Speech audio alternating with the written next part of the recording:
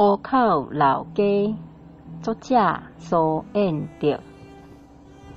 2015年2月初5，早暗湖口的风真恐怖，见证新竹风得愤怒。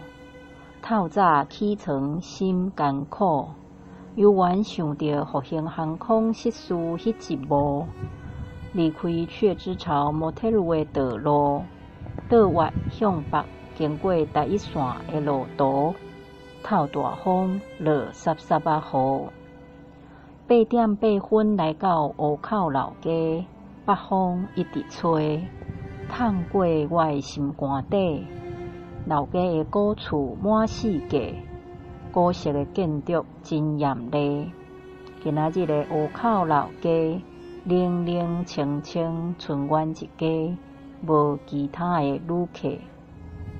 老街虽网有较矮，阮竟然有法度驶车踅街。有风有雨的湖口老街，已经失去原本的一切。老街的复兴戏园心怨切，因为舞台已经换掉地。我毋是归人，我是过客。9点9分，刷卡离开他乡的土地。